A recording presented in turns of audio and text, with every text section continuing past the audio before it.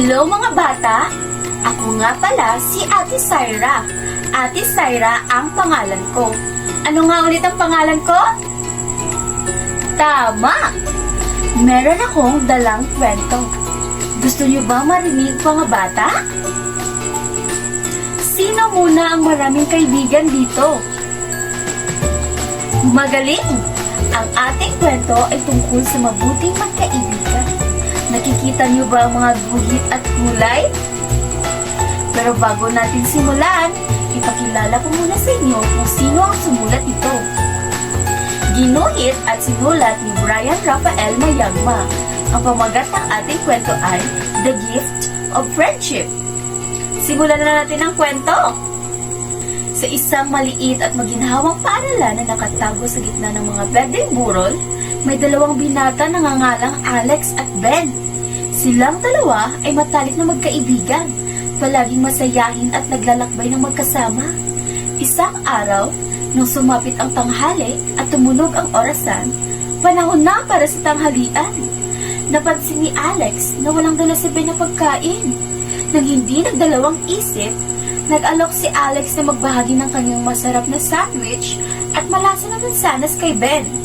Sumigla ang mga mata ni Ben sa pasasalamat habang sila ay masayang kumakain sa kanilang pagkain. Kinabukasan, nakita ni Alex na wala pa rin dala si Ben na pagkain. Muli, nang walang alinlangan, ibinahagi ni Alex ang kanyang tanghalian sa kanyang mahal na kaibigan. Sa paglipas ng mga araw, nag-isip si Alex ng isang idea upang muling magdala ng pagkain para sa kanyang mahal na kaibigan na si Ben. Pagdating sa bahay, lumapit siya sa kanyang ina na may espesyal na hiling. Inay! Anya, maaari mo bang dagdagan ang pagkain sa aking tanghalian? Gusto kong ibahagi ito sa aking kaibigang si Ben. Ngumiti ng may pagmamahal ng kanyang ina at pumayag. Napabilib sa kabaitan ang kanyang anak. Kinabukasan, may pagmamalaki na dala si Alex sa kanyang pinalawak na baon sa paaralan. Magkasama silang kumain ng masarap na pagkain. Ang kanilang tawanan ay marinig sa paligid ng paaralan. Araw-araw, patuloy na binibigyan ni Alex si Ben ng masarap na pagkain. Ang kanilang samahan ay lalong tumitibay sa bawat pagkakataong magkasama silang kumakain. Sa isang kahangahangang araw, kaarawanan ni Alex, siya ay nagulat nang ibinigay ni Ben sa kanyang isang magandang nakabalot na regalo at isang masarap na cake. Masayang lumuha ang mga mata ni Alex nang maunawaan niya ang sakripisyo na ginawa ng kanyang kaibigan sa buong linggo na hindi kumain upang makapag-ipon ng pera para sa espesyal na sorpresa na ito. Walang kasiyahan at pasasalamat ang kanilang mga puso habang ipinagdiriwang nila ang kaarawan ni Alex ng magkasama.